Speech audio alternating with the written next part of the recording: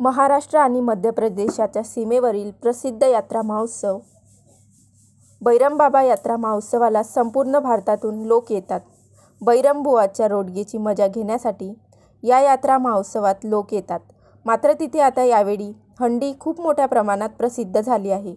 महाराष्ट्रातीलच नव्हे तर संपूर्ण देशातील लोक बैरमबाबाच्या दर्शनाकरिता येत असतात। अनेक दशकांपासून यात्रा महोत्सव सुरू आहे। आज दुसरा आठवडा असल्याने यात्रा महोत्सवामध्ये थोडी कमी गर्दी पाहायला मिळाली। मात्र चौथ्या आणि पाचव्या रविवारी मोठ्या प्रमाणात भाविक भक्त बैरमबाबा यात्रा महोत्सवाला सामील होतात। वराड माझा न्यूजकरिता रवी नवलकर, बैरम।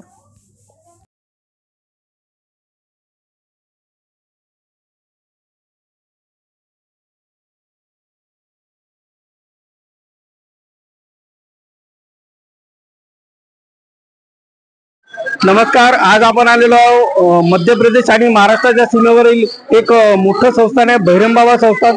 तिथे दरवर्षी 1 ते 1.5 महिन्याकरता यात्रा महोत्सवाचे आयोजन होते। या संपूर्ण यात्रा महोत्सवाकरता संपूर्ण भारतातून लोक येतात। या यात्रा महोत्सवाचे खास एक हे होतं की बैरमबाबाचे रोडगे हे त्यावेळी खूप प्रसिद्ध होते, आजही आहेत।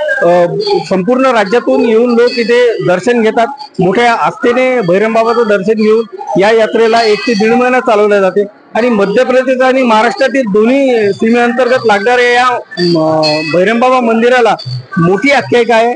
आणि इथं सगळ्यात मोठ्या प्रमाणात या महाराष्ट्रातील सगळ्यात मोठी यात्रा म्हटलं तर बैरमबाबा संस्थान आहे, कारण ही यात्रा 1 ते 2 महिन्यापर्यंत चालते। त्यामुळे या यात्रा महोत्सवाला एक अलग वैशिष्ट्य लाभलेलं आहे। आणि पाहत राहा वराड माझा न्यूज, रवी नवलकर, बैरम, अचलपूर।